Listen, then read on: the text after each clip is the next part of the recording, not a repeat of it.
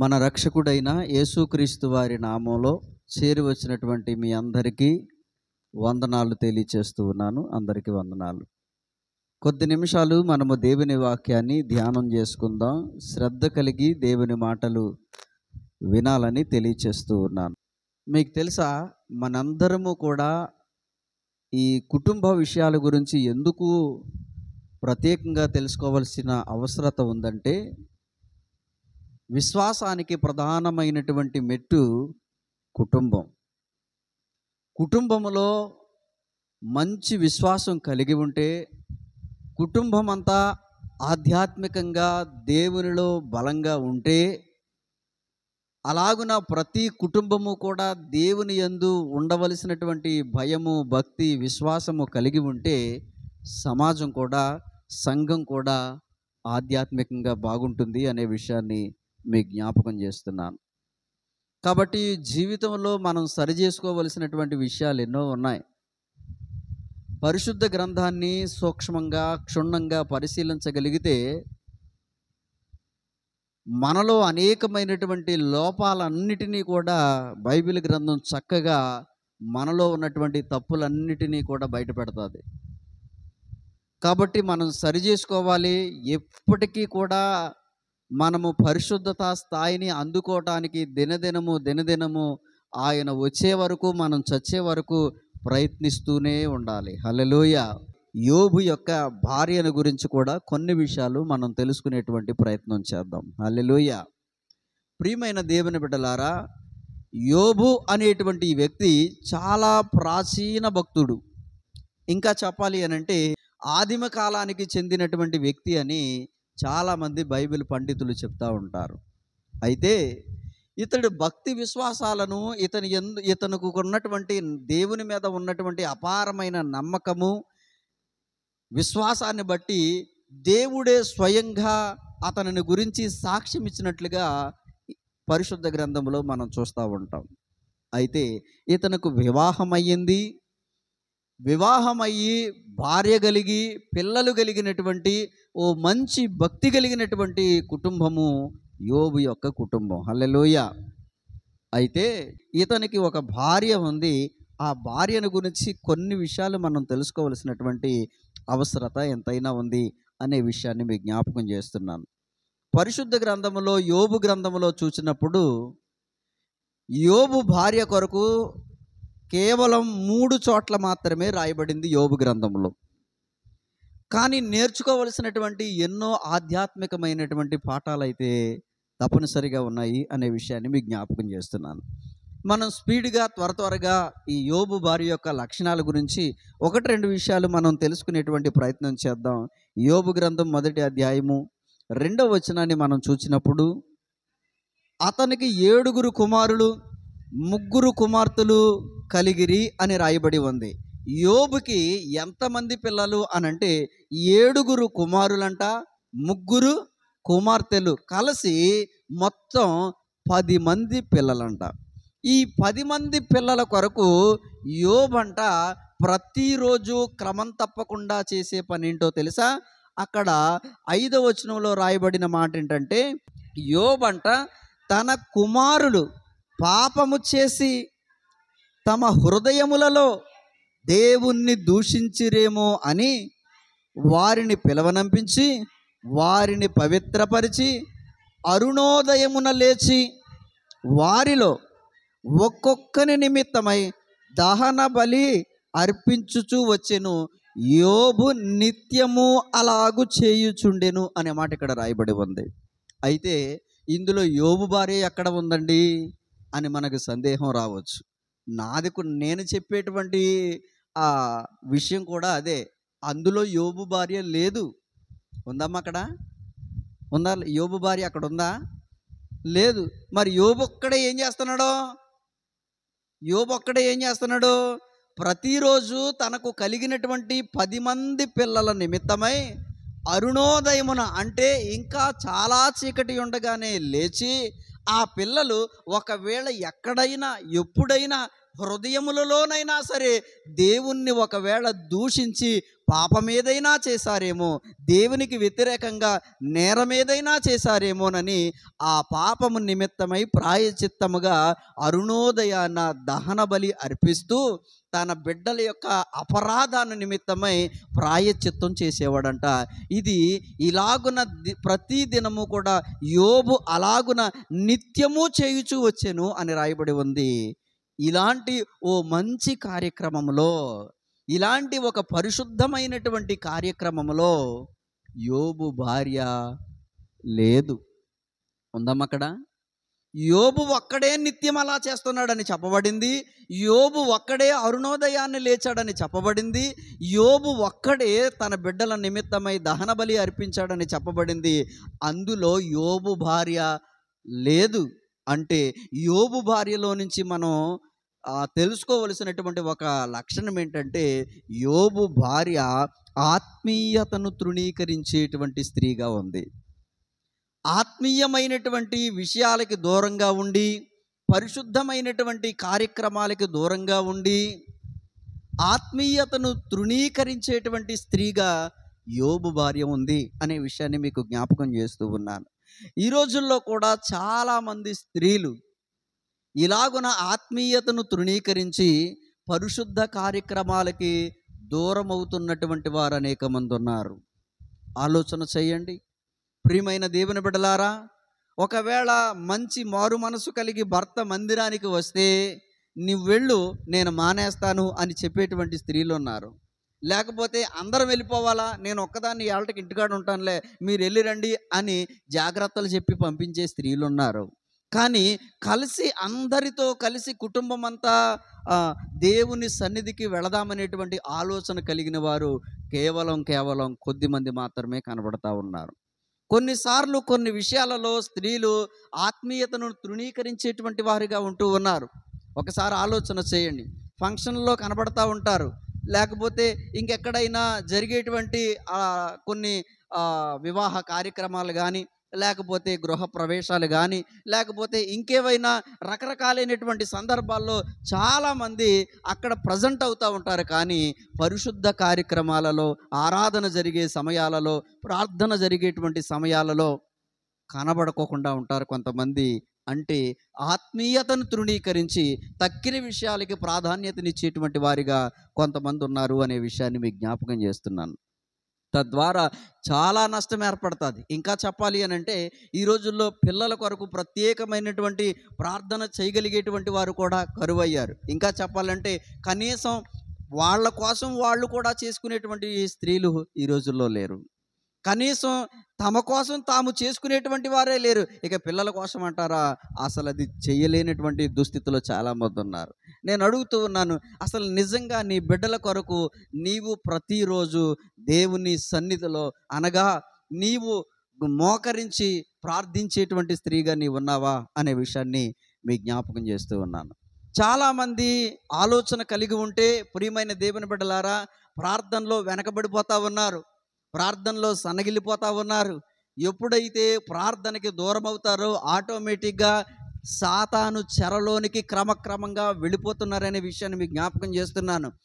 నీవు దేవుని యొక్క పరిశుద్ధ కార్యక్రమాలకి కానీ, ఆరాధనకు కానీ, వాక్య పరిచర్యలో కానీ లేకోకుండా దూరంగా ఉంటూ, ప్రార్థన చేయకోకుండా ఇలాంటి పరిశుద్ధ కార్యక్రమాలకి దూరంగా ఉంటూ ఉన్నావా? ఆత్మీయతను తృణీకరిస్తూ ఉన్నావా? నేను మీకు జ్ఞాపకం చేస్తున్నాను, అట్టివారు సాతాను చెరలోనికి వెళ్ళిపోతున్నారనే విషయాన్ని మీకు జ్ఞాపకం చేస్తున్నాను. ప్రియమైన దేవుని బిడ్డలారా, ఈరోజు బిడ్డల కొరకు ప్రార్థించేటువంటి స్త్రీలు లేవాలి. అరుణోదయమున లేచి బిడ్డల కొరకు అంగలార్చేటువంటి స్త్రీలు సంఘములో, సమాజములో కావాలి. చెడిపోతున్నటువంటి సమాజం ఈరోజు యవ్వన బిడ్డలు చిన్న వయసులో నుంచే చెడిపోతూ ఉన్నారు, డ్రగ్స్కి ఎడిక్ట్ అయిపోతూ ఉన్నారు. చిన్న వయసులోనే రకరకాలైనటువంటి దుర్వ్యసనాల చేత పీడింపబడుతున్నారు. అలాగా అనేకమైనటువంటి లోక సంబంధమైనటువంటి విషయాలలో మునిగి తేలుతూ జారత్వంలో పడిపోయి దేవునికి బహుభయంకరంగా జీవిస్తున్నటువంటి అనేక మంది బిడ్డలు ఉన్నారు. నేనంటూ ఉన్నాను, ఆ బిడ్డల కొరకు ప్రతి తల్లి ప్రార్థించేటువంటి స్త్రీగా ఉండాలి. హల్లెలూయా. ఎంతమంది తమ బిడ్డల కొరకు ప్రార్థించగలుగుతున్నారు? ఎంతమంది తమ బిడ్డల యొక్క క్షేమముల కొరకు, ఎంతమంది తన బిడ్డల యొక్క అభివృద్ధి కొరకు, వారి బిడ్డల యొక్క చదువుల కొరకు, వారి యొక్క భవిష్యత్తు కొరకు, వారి పట్ల దేవుని చిత్తము కొరకు ఎంతమంది కనిపెట్టి ప్రార్థన చేయగలుగుతూ ఉన్నారు? ఆలోచన చేయండి. ఈ రోజు నుంచే నీ బిడ్డల కొరకు నువ్వు ప్రార్థన చేయాలి. ప్రభువా, నా బిడ్డలను జ్ఞాపకం చేసుకో, వారికి జ్ఞానం ఇవ్వి, ఆలోచన ఇవ్వి, తలంపు ఇవ్వి, ఏ దుష్టుడి కన్ను నా బిడ్డల మీద పడకుండా కాపాడు నాయనా అని ప్రార్థన చేయాలి. ఏ విధమైన చీకటి సంబంధమైన క్రియలు నా బిడ్డల జీవితాలలోనికి రాకోకుండా సహాయం చేయనాయనా అని ప్రార్థన చేయాలి.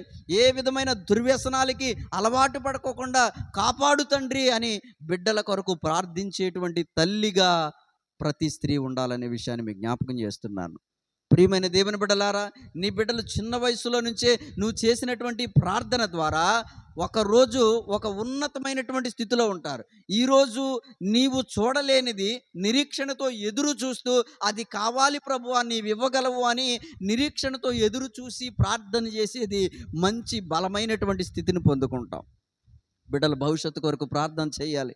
వారి భవిష్యత్తులో సొంత భూములు కలిగి ఉండాలి, సొంత వాహనాలు కలిగి ఉండాలి, అనేకులకు దీవెనకరంగా ఆశీర్వాదకరంగా నా బిడ్డలు ఉండాలి అనేటువంటి ఆలోచన కలిగి ఆ బిడ్డల కొరకు ప్రార్థించేటువంటి తల్లిగా ప్రతి స్త్రీ ఉండాలనే విషయాన్ని మీకు జ్ఞాపకం చేస్తున్నాను. కానీ ఇక్కడ మనం చూచినప్పుడు, ఈ వాక్య భాగాలు చూచినప్పుడు, యోబు మంచి భక్తి కలిగిన వాడు, యథార్థవంతుడు, నీతిపరుడు, తన బిడ్డల కొరకు అరుణోదయాన్ని లేచి దహన బలి అర్పిస్తూ ఒక్కొక్కరి నిమిత్తమై, వారు ప్రత్యక్షంగా కాదంట, హృదయంలోనే ఒకవేళ దేవుణ్ణి ఏమైనా దూషించారేమోనని వారి నిమిత్తమై ప్రాయశ్చిత్తం చేస్తూ ఉంటే, అయ్యో నా బిడ్డల భవిష్యత్తు కొరకు, వారి మీద ఏ అపరాధము లేకుండా వారి పరిశుద్ధత కొరకు నా భర్త ప్రతిరోజు ఓ మంచి పని చేస్తా ఉన్నాడు కదా అని ఏ రోజు కూడా భర్తతో పాటు లేచి సహకరించలేకపోయింది యోబు భార్య. ఆలోచన చేయండి. ఈ రోజుల్లో స్త్రీలు లేచే సమయం అంటే అలవాటు అయిపోతూ ఉంది. ఇంతకుముందు టౌన్లో ఉండేదేమో, సిటీల్లో ఉండేదేమో, ఈ జబ్బు కాస్త పల్లెటూళ్ళకు కూడా ఈ రోజుల్లో సోకింది. అదేంటంటే సూర్యుడు నెత్తుకొచ్చాక లేవటం మొదలుపెట్టారు. అది కుటుంబానికి క్షేమం కాదు. ప్రతి స్త్రీ కూడా అరుణోదయాన్న లేచి మొట్టమొదటిగా చేయవలసినటువంటి ముఖ్యమైన ప్రధానమైన పని ఏంటో తెలుసా? ప్రార్థన చేయాలి. హల్లెలూయా. మొదట నీ కుటుంబంతో ప్రారంభించు. నువ్వు బాగుండాలి, నీ కుటుంబం బాగుండాలి, నీ బిడ్డలు బాగుండాలి, ఇక్కడ నుంచి ప్రారంభించు. తర్వాత మిగతా విషయాలన్నిటి కోసం ప్రార్థన చేయద్దు. కానీ దేశం కోసం, రాష్ట్రం కోసం, రాజుల కోసం, అధికారుల కోసం చేయి, తప్పలేదు. కానీ మొదట నువ్వు ఎక్కడి నుంచి ప్రారంభించవాలి? నీ కుటుంబంతో, నీ బిడ్డల దగ్గర నుంచి ప్రార్థన చేయమని, అక్కడి నుంచి ప్రార్థించమని జ్ఞాపకం చేస్తూ ఉన్నాను. ప్రియమైన దేవుని బిడ్డలారా, రాబోయే రోజుల్లో పిల్లలు ఎంత భయంకరంగా ఉంటారో ఆలోచన చేయాలి. ఇప్పుడు ప్రస్తుత కాలంలో ఉన్నటువంటి పిల్లలను చూస్తేనే చాలా భయం వేస్తూ ఉంది. చిన్న వయసులోనే వయసుకు తగిన మాటలు పిల్లల దగ్గర ఉండట్లేదు, వయసుకు తగినటువంటి పనులు పిల్లల దగ్గర ఉండట్లేదు. చిన్న వయసులోనే అహంకారం వస్తుంది, గర్వం వస్తూ ఉంది, మాట ఎదిరింపు వస్తూ ఉంది. ఒకప్పుడు పూర్వ దినాలలో తండ్రిని చూస్తేనే గజ గజ గజ వణికిపోయి నోరెత్తకోకుండా మూలన కూర్చునేటువంటి పిల్లలు ఈరోజు తండ్రికి ఎదురు చెప్పి తండ్రినే కదా డిమాండ్ చేసేటువంటి పరిస్థితుల్లో పిల్లలు ఉంటా ఉన్నారు.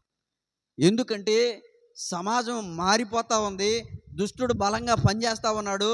వాడి యొక్క దురాత్మ ద్వారా వాడు చేసేటువంటి చీకటి సంబంధమైన క్రియలు ఏవైతే ఉన్నాయో అవన్నీ పిల్లల మీద బలంగా ప్రభావం చూపించి సెల్ ఫోన్ ద్వారాను, టీవీల ద్వారాను, గేముల ద్వారాను, రకరకాలైనటువంటి అనేకమైనటువంటి లోక సంబంధమైన విషయాల ద్వారా పిల్లల్ని పూర్తిగా సాతానుగాడు చెడగొట్టేస్తూ ఉన్నాడు. చిన్న వయసులో నుంచే గర్వపు మాటలు, చిన్న వయసులో నుంచే అహంకారపు మాటలు, భయంకరంగా బిడ్డలు చెడిపోతూ ఉన్నారు. ఆ పిల్లల కోసం ప్రార్థించే తల్లిగా ఉండాలి. అమ్మ, ఈ యోబు భార్య ఎంత గొప్ప భాగ్యవతి అని చెప్పుకోవాలంటే, దేవుడు 10 మంది సంతానం ఇచ్చాడంటే మామూలు ఆశీర్వాదం కాదు. హల్లెలూయా. ఆ రోజుల్లో పిల్లలు కూడా ఆస్తిగా లెక్కించేవారంట. అందుకనే కుమారులు యెహోవా అనుగ్రహించు స్వాస్థ్యము అని ఉంటుంది. స్వాస్థ్యం అంటే ఏంటో తెలుసా? ఆస్తి. పిల్లలు కూడా ఆస్తిగా లెక్కించేవారు. అలాంటి స్వాస్థ్యాన్ని ఇంచుమించు 10 మంది పిల్లలకు జన్మనిచ్చినటువంటి తల్లి యోబు భార్య. ఎంత గొప్ప ఆశీర్వాదమో చూడండి. కానీ ఆలోచన చేస్తే ఏ రోజు కూడా ఆ పిల్లల కొరకు చిన్న ప్రార్థన కూడా చేయలేనటువంటి స్త్రీగా యోబు భార్య ఉంది అనే విషయాన్ని మీకు జ్ఞాపకం చేస్తున్నాను. పరిశుద్ధ గ్రంథంలో కొంతమందిని చూసినప్పుడు ఆదర్శమైనటువంటి దంపతులు కనపడతారు మనకి. అబ్రహాము శారాలాగా, జకర్యా ఎలిజబెత్ లాగా, తర్వాత అకుల్లా ప్రిస్కల్లా లాగా, ఇలాగున కొంతమంది ఆదర్శ దంపతులు కనబడతారు. కానీ యోబు విషయంలో మంచి భక్తిపరుడైనా కానీ విచారకరమైనటువంటి సంగతి ఏంటంటే, తన భార్య తన భక్తికి ఆటంకంగా ఉండేదే తప్ప అనుకూలంగా ఏ రోజు లేదనే విషయాన్ని మీకు జ్ఞాపకం చేస్తున్నాను. యోబు భార్య ఆత్మీయతను తృణీకరించేటువంటి స్త్రీగా ఉంది అంటే పరిశుద్ధ కార్యక్రమాలకి దూరంగా ఉంటుంది అనే విషయాన్ని మీకు జ్ఞాపకం చేస్తున్నాను. ఇక రెండో విషయాన్ని మనం ఆలోచన చేస్తే, యోబు యొక్క భార్యలో నుంచి మనం రెండో విషయాన్ని ఆలోచన చేస్తే, యోబు గ్రంథము 2వ అధ్యాయము 9వ వచనం. అతని భార్య వచ్చి, అమ్మా నీవు ఇంకను యథార్థతను వదలక యుందువా, దేవుణ్ణి దూషించి మరణము కమ్మని చెప్పిందంట. ఇక్కడ మనం ఆలోచన చేస్తే యోబు భార్య ఏం చెప్తా ఉంది అనంటే, రెండో విషయాన్ని మనం జ్ఞాపకం చేసుకుంటే, యోబు భార్య ఏం చెప్తా ఉందంటే, నీకున్నటువంటి యథార్థతను వదిలే. అర్థమవుతుందా? మీరు గమనించాలి. ఎప్పుడు కూడా సాతానుగాడి పనిని, సాతానుగాడి క్రియను పసిగట్టగలిగిన విశ్వాసిగా నీవు ఉండాలి. విశ్వాసానికి ఆటంకం వచ్చే మాట కానీ, భక్తికి ఆటంకం కలిగేటువంటి మాట కానీ, మన ఎదురుగా ఉన్నటువంటి వ్యక్తి ఎవరైనా పలికారు అనంటే ఖచ్చితంగా అది సాతానుగాడి పని అని గుర్తించాలి మనం. వాడు మాత్రమే ఆ పని చేస్తూ ఉంటాడు. విశ్వాసములో నుంచి పడద్రోయటానికి, విశ్వాసములో నుంచి కింద పడేయటానికి, దేవుణ్ణి దూరం చేయటానికి, పరిశుద్ధతను విడిచిపెట్టేయడానికి, భక్తి విశ్వాసాలను వదిలేయటానికి, లోకంలో కలిసిపోవటానికి సాతానుగాడు అప్పుడప్పుడు ఆళ్ళేళ్ళ చేత కొన్ని మాటలు చెప్పిస్తూ ఉంటాడు. అర్థమవుతా ఉందా? ప్రతి వారం వెళ్తున్నా, ఈ వారం వెళ్ళకపోతే ఏమైంది మానే అని అనిపిస్తూ ఉంటాడు. అర్థమవుతుందా? పరిచర్య చేస్తా ఉన్నావు, నీకు ఒక్కదానికే వచ్చిందా, ఇంకెవరో లేరా, ఈ వారానికి మానేసి చూడు ఎలా ఉంటుందో, నీ విలువేంటో తెలియాలి కదా అని చెప్పిస్తూ ఉంటాడు. అర్థమవుతుందా? ఇలాగున మనం చేసే పరిచర్యకి, భక్తి విశ్వాసాలకి ఆటంకం కలిగేటువంటి సంగతులు సాతానుగాడు చేస్తూ ఉంటాడు. గుర్తుపెట్టుకోండి. రోజు ప్రార్థన చేస్తున్నావు కదా, ఇవాళ చేయకపోతే ఏం లేదులేమ్మా అని చెప్పిస్తూ ఉంటాడు. ఒక్కోసారి ఇంట్లో వాళ్ళు చేత, పర్వాలేదులే ఇవాళ ప్రార్థన చేయకపోతే పర్లేదు, శుభ్రం భోజనం చేసి పడుకుందాం అంటారు. అర్థమవుతా ఉందా? ఇలాగున భక్తి విశ్వాసాలకి ఆటంకం కలిగేటువంటి మాటలు అది సాతానుగాడు మాత్రమే చేస్తాడనే విషయాన్ని గుర్తుపెట్టుకోండి. ఇక్కడ ఏమంటుందో తెలుసా? మంచి భక్తి కలిగి, యథార్థత కలిగి, నీతి నిజాయితీతో ఉన్నటువంటి యోబుని ఏమంటుందో తెలుసా? నువ్వు మొట్టమొదటిగా ఏం చేయాలో తెలుసా? యథార్థతను వదిలే. పోనీ ఆ యథార్థత వలన ఈమెకేమో నష్టం వచ్చింది? ఈమెకు వచ్చిన నష్టమేమీ లేదు. అర్థమవుతా ఉందా? ఏమనుకుంటుందంటే, ఒకవేళ యోబే గనక ఇష్టానుసారంగా జీవిస్తే లోకంలో అన్నీ కూడా అలా సిరి సంపదలు అన్నీ నిత్యం అలా నిలిచి ఉండునేమో అని అనుకుంటుంది. బహుశా ఆస్తి పోయింది, రోగం వచ్చింది, ఇవన్నీ కూడా నువ్వు భక్తిగా ఉండటం వల్లే వచ్చినాయి. అర్థమవుతుందా? నువ్వు భక్తిగా ఉండటం వల్లే, నువ్వు నిజాయితీగా ఉండటం వల్లే ఇవన్నీ పోయినాయి. కాబట్టి ఫస్ట్ ఆ భక్తిని, ఆ నిజాయితీని, ఆ యథార్థతను వదిలిపెట్టేసి ఇక నుంచి నువ్వు కూడా అందరిలా మోసం చేస్తూ ఉండు. ఇక నుంచి నువ్వు కూడా అందరిలాగా అబద్ధాలు ఆడుతూ ఉండు. ఇక నుంచి నువ్వు కూడా అందరిలాగా రకరకాలైనటువంటి లోకంలో ఉన్నటువంటి చెడు పనులన్నీ చేస్తూ ఉండు. పర్వాలేదు, అబద్ధమాడు, మోసం చేయి అని సాతానుగాడు చెప్పేటువంటి పనులు ఇలా చెప్తా ఉంటాడు. బహుశా ఇవన్నీ అనుకుంటా ఉంది యోబు భార్య.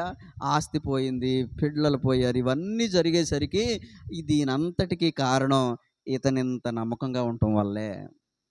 చాలామంది శ్రమలు వచ్చినప్పుడు, కష్టాలు వచ్చినప్పుడు ఇలాగే కృంగిపోతూ ఉంటారు.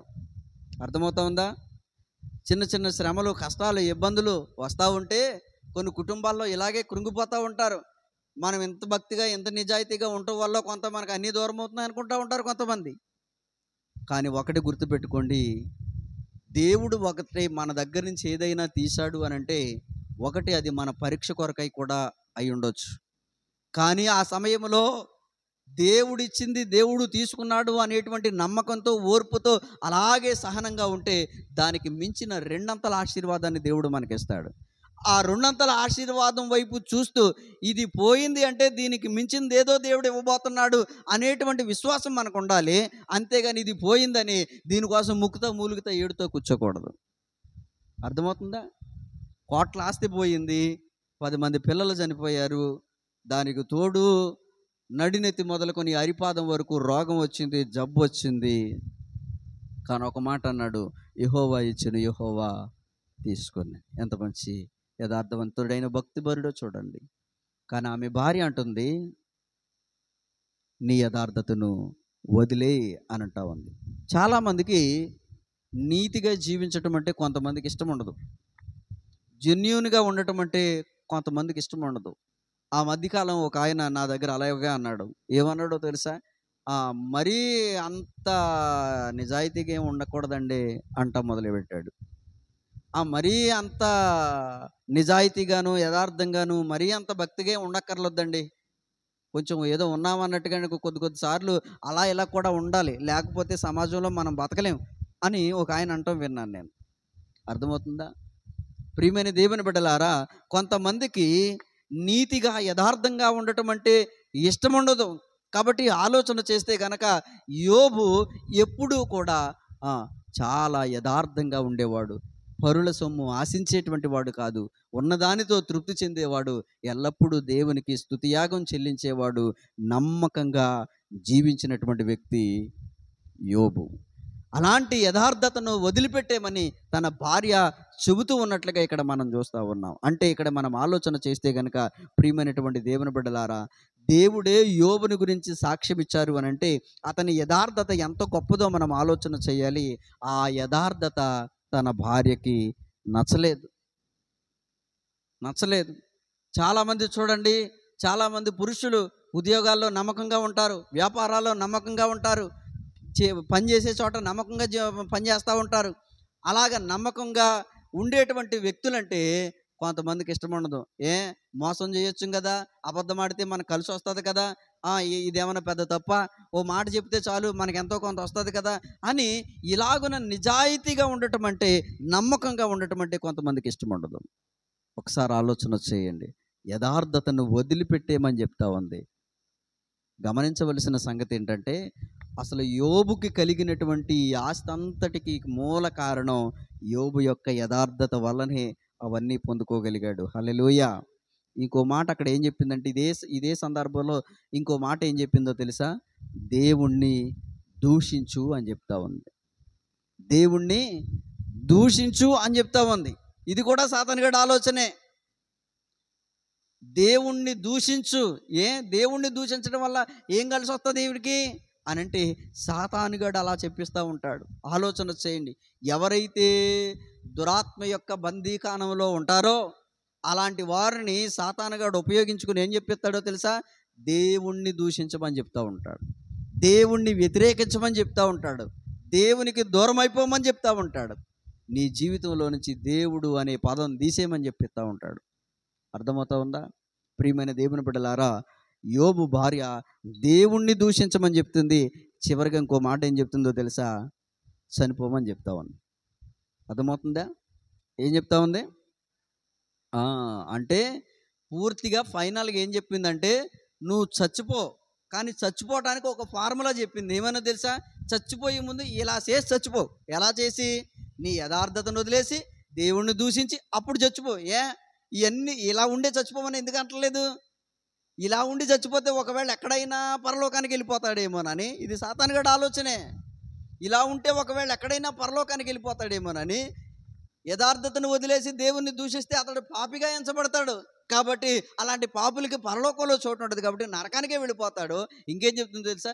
చచ్చిపోమని చెప్తుంది. ఎందుకంటే అలాగన ఆ రోగంతో బాధపడి దేవుని పిలిపొచ్చాక వెళ్ళాడు అనుకో, పరలోకం వెళ్ళిపోతాడేమో. అది ఆత్మహత్య చేసుకుంటే నరకానికి పోతారు. ఆత్మహత్యలు చేసుకునే వాళ్ళందరూ ఎక్కడికి పోతారు? నరకానికి పోతారు. ఎందుకనమ్మా? దేవుడు ఇచ్చినటువంటి ఆత్మను ఆర్పొద్దని దేవుడు చెప్పాడు. ఆత్మను ఆర్పకుడి అన్నారు. మరి దేవుడిచ్చినటువంటి ఈ ఆత్మ ఈ శరీరంలో ఎంతకాలం దేవుడు ఉంచాడో అంతకాలం దాన్ని అలా ఉన్నవాళ్ళు అంతే. ఆ రోగం వచ్చినా, జబ్బు వచ్చినా, వ్యాధి వచ్చినా, ఏదొచ్చినా సరే దేవుడు పిలిపించేంత వరకు ఇందులో ఉండాలంతే. అంతేకాని ఇది నాకొద్దు అని మనం తీసుకోవటానికి, బలవత్మరణానికి పాల్పడితే గనక ఆ ఆత్మను ఆర్పిన వారు అవుతారు. తద్వారా వారు నరకానికి పోతారనే విషయాన్ని మీకు జ్ఞాపకం చేస్తూ ఉన్నాను. కాబట్టి ప్రియమైనటువంటి దేవుని బిడ్డలారా, యోబు భార్య ఇక్కడ మనం గమనించగలిగితే గనక యథార్థతను వదిలిపెట్టి దేవుణ్ణి దూషించి చనిపోమని చెబుతా ఉంది. ఇక్కడ మనం చూస్తూ ఉన్నాం. కాబట్టి ప్రియమైనటువంటి దేవుని బిడ్డలారా, ఎంత గాయపరుస్తుందో చూడండి. ఆత్మీయతను తృణీకరించి వ్యాధిలో, కష్టములో, శ్రమలో భర్తకి తోడుగా ఉండవలసినటువంటి భార్యే రకరకాలైనటువంటి వేధింపులకి గురి చేస్తున్నట్లుగా మనం చూస్తున్నాం. రకరకాలైనటువంటి బాధ కలిగించేటువంటి మాటలు కదా చెప్తున్నట్లుగా మనం చూస్తూ ఉన్నాం. కొంతమంది ఇలా చెప్తూ ఉంటారు కదా, బాధల్లో ఉన్నప్పుడంట ఇంకా బాధ కలిగించే మాటలు చెప్తూ ఉంటారంట. పుండు మీద కారం జల్లితే ఇంకెంత బాధ రెట్టింపు అవుతుందో అలాగా బాధలో ఉన్న వాళ్ళని ఇంకా బాధ పెట్టేటువంటి వాళ్ళు కొంతమంది ఉంటారు. కొంతమంది ఏం పర్వాలేదులే, దేవుడు ఉన్నాడు, ప్రార్థన చేద్దాం, దేవుడు సహాయం చేస్తాడు, తగ్గుతుందిలే, నిదానంగా ఉండు, నమ్మకంగా ఉండు అని ఇలాంటి ధైర్యపు మాటలు చెప్పేవాళ్ళు బాగానే ఉంటారు. కొంతమంది దాన్ని ఇంకా రెట్టింపు చేసి, బాధని ఇంకా రెట్టింపు చేసేటువంటి మాటలు చెప్తూ ఉంటారు. ఇక చివరిగా మూడో విషయాన్ని జ్ఞాపకం చేసి నేను ముగిస్తాను. చివరిగా ఇక్కడ మనం చూస్తే కనుక యోబు గ్రంథం 2వ అధ్యాయం 10వ వచనంలో ఏమని రాయబడి ఉందండి అమ్మా?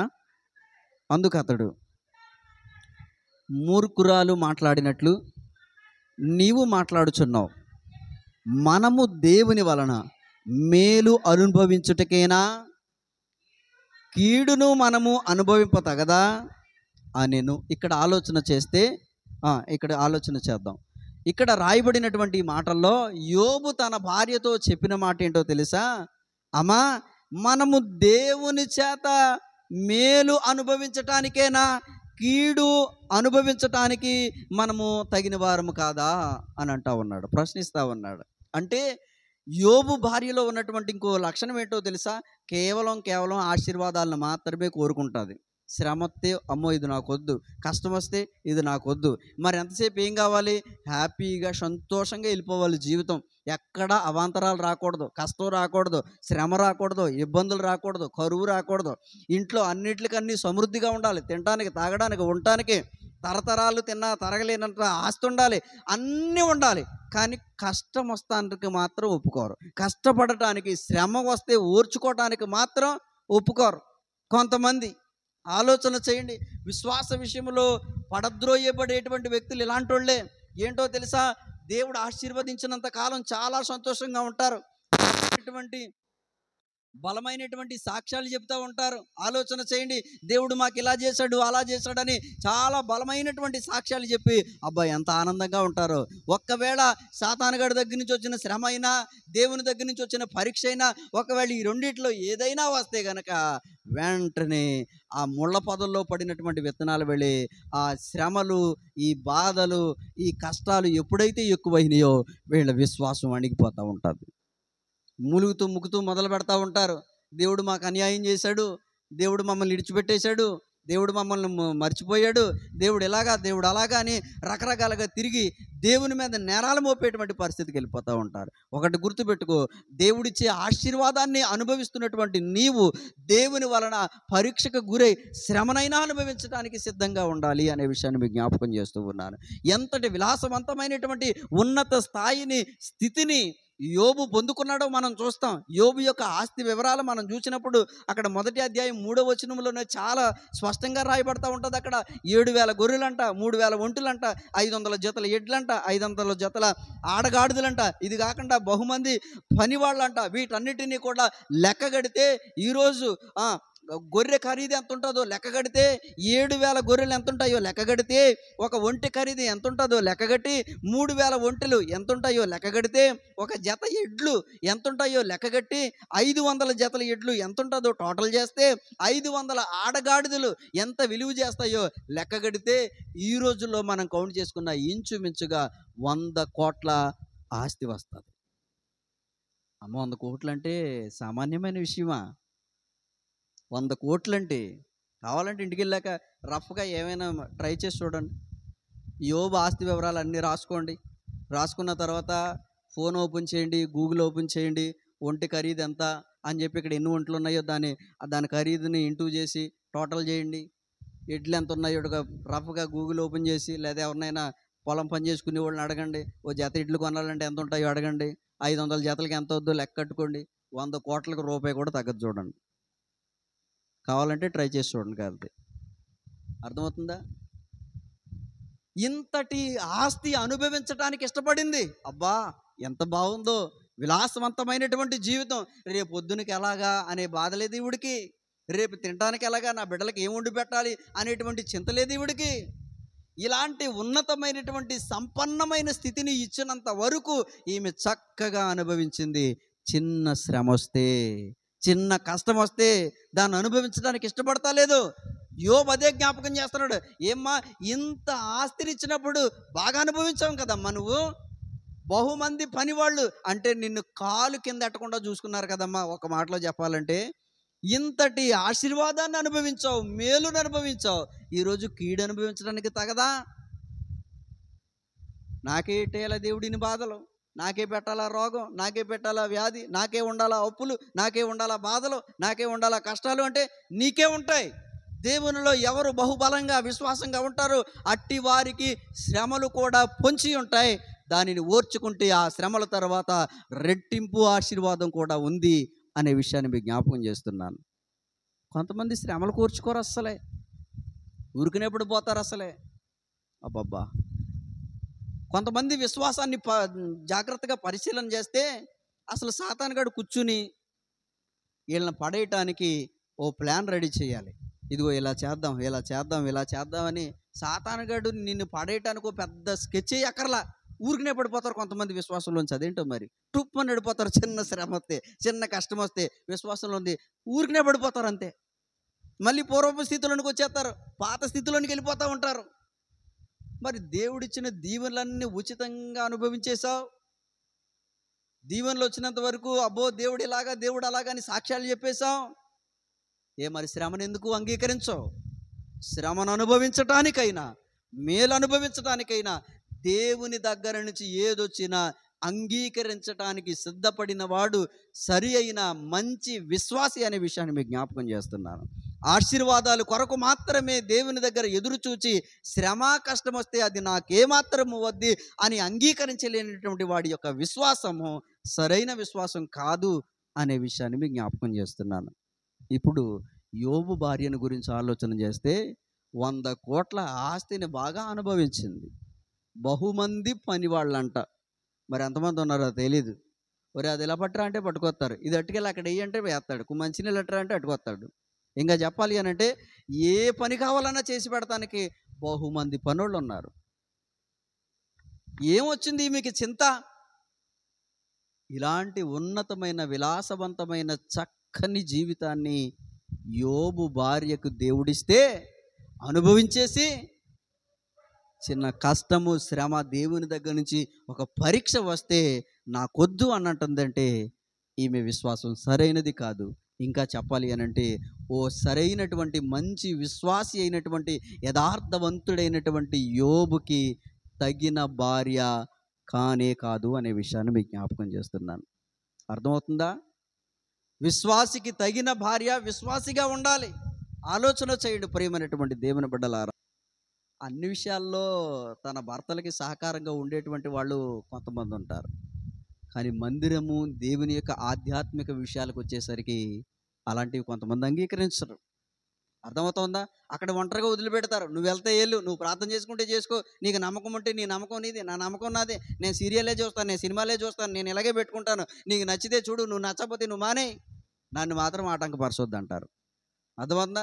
నన్ను మాత్రం సీరియల్ చూడొద్దని చెప్పుకో, నన్ను టీవీ మానేయమని చెప్పుకో, నన్ను ఫోన్ చూడొద్దని చెప్పుకో, వాళ్ళతో మాట్లాడొద్దని చెప్పుకో, ప్రార్థన చేయమని చెప్పుకో, నన్ను మాత్రం ఏమీ అభ్యంతరం పెట్టుకో, నీకు నచ్చింది అనుకో, నువ్వు వెళ్ళు ప్రార్థన చేసుకో, నా కోసం కూడా ప్రార్థన చేసిరా అని చెప్తారు. మళ్ళీ వెళ్ళి ఉంటారు కొంతమంది అలాంటి వాళ్ళు. అర్థమవుతుందా? ప్రియమైన దేవుని బిడ్డలారా, భర్తకు తగిన మంచి విశ్వాసం కలిగిన భర్తకు తగిన భార్యగా ఉండాలి. కానీ ఏ విషయాలలో పోలికేసినా కానీ యోబు గారి యొక్క విశ్వాసానికి తగిన భార్య అయితే కాదు అని నా మనసుకు అనిపిస్తూ ఉంది.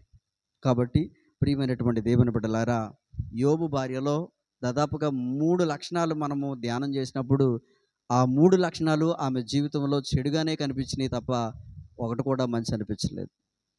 యథార్థతను వదిలి దేవుణ్ణి దూషించమని చెప్పింది. కనీసం ఏ రోజు పిల్లల కొరకు కానీ, భర్త కొరకు కానీ, కుటుంబం కొరకు కానీ ఏ రోజు చిన్న ప్రార్థన చేయలేనటువంటి, లేదా దహన బలి అర్పిస్తున్న భర్తకు ఏ రోజు సహకరించలేనటువంటి స్త్రీగా ఉంది. ఇంకా చెప్పాలి అని అంటే అతి భయంకరమైనటువంటి పాపం ఏంటంటే సాతాను చెరలోనికి వెళ్ళింది అని సందేహం లేకుండా చెప్పొచ్చు. ఎందుకంటే దేవుణ్ణి దూషించమని చెప్పింది ఈ పని చేసేవాడు సాతానుగాడు మాత్రమే. కాబట్టి ప్రియమైన దేవుని బిడ్డలారా, ఈరోజు నేను ఏం జ్ఞాపకం చేస్తున్నానంటే, నీవు నీ భర్తని ఓ మంచి విశ్వాసం లోనికి నడిపించి గొప్ప ప్రార్థనా పరుని చేసి ఓ మంచి భక్తి పరుని చేసేపోయినా పర్వాలా, అలా ఉంచండి. కానీ ఉన్న కాస్తో కూస్తో భక్తి ఉంటుంది చూడండి, అది చెడగొడితే గనక అది క్షమించరాని పాపం అది. కాబట్టి ఇక్కడ యోబుకున్నటువంటి యథార్థతను చెడగొట్టేటువంటి ప్రయత్నం సొంత భార్య చేసింది. ఇంకా బైబిల్ ఇంకో మాట రాయబడుతుంది యోబు గ్రంథంలోనే, నా భార్యకు నా ఊపిరి నా భార్యకు అసహ్యమాయను అని చెప్తాడు యోబు ఒక చోట, తెలుసా? యోబు గ్రంథం 19వ అధ్యాయం 17వ వచనం ఏమనుందమ్మా? నా ఊపిరి నా భార్యకు అసహ్యం. అంటే ఎప్పుడు చస్తాడని చూస్తుంది. అర్థమవుతుందమ్మా? చాలమ్మా, ఆ మాట సరిపోద్ది. ఊపిరే అసహించుకుంటుందంట. అంటే ఆ ఊపిరి ఆగిపోవాలని ఎప్పుడు ఆగిపోతుందని, ఎప్పుడు చస్తాడని చూస్తుంది చెప్పాలంటే. అర్థమవుతుందా? ఊపిరిని అసహించుకుందంట, భర్త యొక్క ఊపిరిని అసహించుకుందంట. నా ఊపిరి నా భార్యకు అసహ్యమైందని చెప్తా ఉన్నాడు. ఎంత బాధాకరమైనటువంటి విషయము. అంటే సొంత భార్యకే అసహ్యమైనటువంటి ఆ పరిస్థితి యోబు జీవితం ఉంది అని అంటే ఆమె ఎంత దుష్టురాలుగా ఉందో ఆలోచన చేయాలి. కాబట్టి ప్రియమైనటువంటి దేవుని బిడ్డలారా, ఈరోజు యోబు భార్య వలె కొన్ని కుటుంబాలలో అలాగున సరైన విశ్వాసం లేకోకుండా, ప్రార్థనా జీవితం లేకోకుండా, సరైనటువంటి ప్రార్థన లేకుండా, బిడ్డల కొరకు కుటుంబం కొరకు ప్రార్థించలేనటువంటి స్త్రీగా ఎవరైనా ఉంటే, ఒకవేళ ఏ సమయంలోనైనా సరే ఎవరినైనా విశ్వాస జీవితంలో ఎదుగుతున్న వారిని దూషిస్తే, కేవలం ఆశీర్వాదాలు మాత్రమే అనుభవించి కష్టం కానీ, శ్రమ కానీ, వ్యాధి కానీ, కష్టం కానీ వస్తే, భరించలేని బాధ ఏదైనా వస్తే ఆ బాధ వద్దని తృణీకరిస్తే, అలాంటి స్త్రీలు ఎవరైనా ఉంటే గనక సరి చేసుకోవలసినటువంటి వారమై ఉన్నాం. కాబట్టి ఈమెలో నుంచి నేర్చుకున్నటువంటి ఈ లక్షణాలు మన జీవితంలో ఎక్కడైనా ఉంటే సరి చేసుకోవడానికి ప్రయత్నం చేయాలని తెలియచేస్తూ ఈ మాటలు ముగిస్తున్నాను. దేవుడి మాటలు మన వినికిడిలో దీవించునుగాక.